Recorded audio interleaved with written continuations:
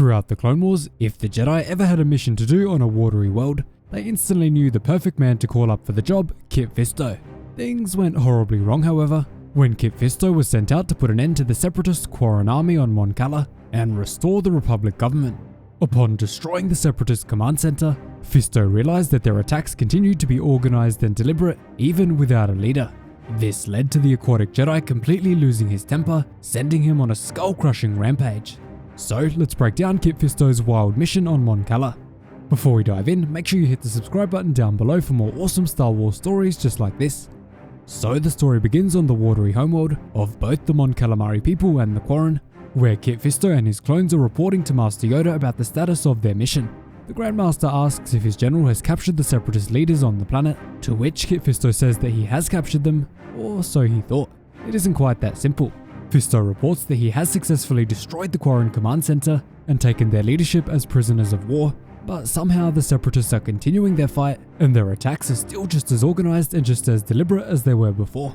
Fisto then realizes that clearly this beast has more than just one head, meaning that the leadership captured were definitely not the only ones in control of the Quarren army. In response to this, Yoda orders Kit Fisto to find the true leader of the Quarren, but wonders where this search can even begin. Being native to a water world, Kit Fisto immediately senses that the ocean is not at ease and that something is in its depths, and not something good. Hearing this, Yoda demands that Fisto scour the depths of the vast ocean to find this mysterious figure. Finally, the Jedi Grandmaster tells his general that he has great faith in him, and that before long this planet will be won back by the Republic and liberated from Separatist rule. Following this conversation, Fisto's clone commander asks what his next orders are, to which he is told to stay put and protect the Mon Cala supply lines at all costs. Fisto knows that their enemy will be watching with keen eyes for a large search party, and he hopes to sneak up on this mysterious foe and give him a massive shock. And as is tradition for these comics, let's give a name to this unnamed clone trooper in the comments below, as he is confirmed to not be Commander Monk. A brave underwater trooper like him definitely deserves a nickname, so let me know down below. Moving over to the Quarren command center 3 days later, the remaining Separatist soldiers report that they've suddenly lost contact with 5 of their outposts on the battlefield. The Quarren, who has now taken over after the other leaders were captured, is shocked and stunned by this discovery, believing it to be impossible since they haven't intercepted any Republic transmissions or spotted any large clone trooper movements whatsoever. So how could this be possible? Before the Quarren commander can even think about this ridiculous situation any further, his head turns and he immediately sees his enemy Jedi General surging towards him with his green lightsaber in hand. In an act of pure strength, Kit Fisto blasts himself through the hardened glass of the command center with tremendous force and begins deflecting blaster bolts immediately at the Quarren, killing many of them. As the Nautolan Jedi continues advancing through, he shouts out that he's getting really tired of these Separatist assaults and slices cleanly through any blaster being held by the Quarren. Moving further into the flooding compound, Fisto exclaims that he's sick of continually smashing through their windows while deflecting a flurry of blaster bolts. And as he approaches the commander of the Quarren, he absolutely smashes his skull in, complaining that he's done this hundreds of times already, but somehow they're still fighting. Following this, he grabs one of the Quarren by the neck, choking him out with anger and demanding that he be taken to their leader. Surprisingly, however, even under literal torture, the Quarren refuse to give up the identity or location of their leader, because they don't even know who he is. This puzzles Kit Fisto immensely, leading him to ask, "Then how do you receive your orders? Where do they come from?" The Quarren in response gives a pretty chilling answer, telling the Jedi Master that they just hear them in their minds. Fisto immediately realizes that this is telepathy, much like the ability the Jedi themselves can use, although not exactly the same.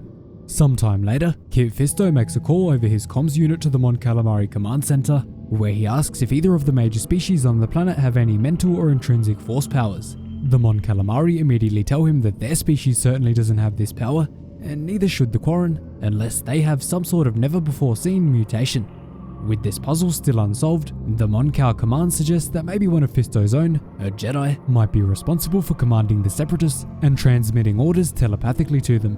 Fisto, however, casts off this rogue Jedi theory, as it would have to be a Jedi of absolutely extraordinary power, and he definitely would have sensed him by now if that were the case. Following this, Kit Fisto moves away from the base and is immediately surrounded by some new friends, some kind of glowing creature that he's never seen before.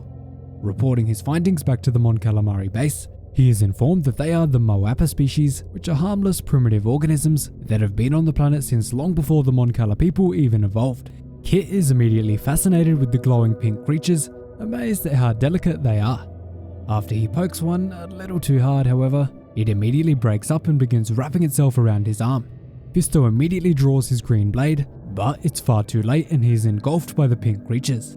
On top of this, multiple of them have joined together into a large hive creature, telepathically telling Kit Fisto that he is far too focused on the ocean and therefore can't even see the currents around him.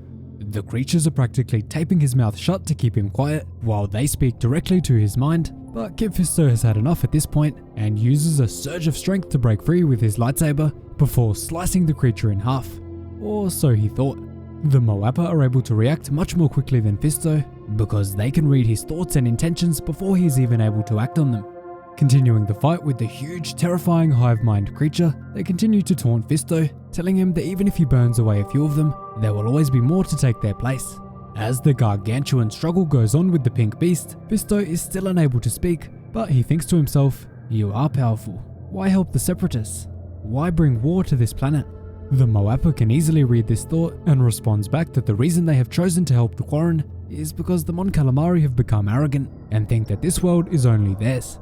The pink Moapa, however, will not let this stand because in their eyes, this world belongs to all the creatures who inhabit it and not just one specific species. Fisto is almost completely engulfed at this point, on the edge of failure, but with his last ounces of strength, he is able to summon the force to compress the water around him. In an absolutely awesome display of creativity, Kit Fisto joins the water around his arms to form a water saber, splitting the Moapa apart with their own surroundings, much to their shock and horror. Fisto then brutally slaughters every single Moapa he can with the water jet to get to safety, before calling up a Mon Cala support team to get him out of the area. But let me know down below how you feel about this action. Do you think Kit Fisto was right to slaughter as many Moapa as he could, when all they wanted was for the planet to be shared amongst everyone, or were they a threat that had to be wiped out? Let me know down below. Shortly after, Kit Fisto emerges from the turbulent oceans of Mon Cala and immediately reports to his allies that the Moapa are some kind of collective consciousness. On their own, they're pretty much mindless, but together, they have the intelligence of a super genius. The Mon Cala are slightly concerned by Fisto brutally slaughtering many of them, but Fisto isn't worried at all, since he only killed a few thousand. In his eyes, there are millions more in those oceans, and the ones he killed only accounted for a small group. Bit questionable by Fisto, but he believes he was justified in killing them for his own self-defense. After hearing this, the Mon Cala are resigned to their own defeat, believing that they will never be able to defeat the Quarren while they're being led by this super intelligence. Kit Fisto, however, proposes a solution. He reminds them that the Mon Calamari are diplomats, not warriors.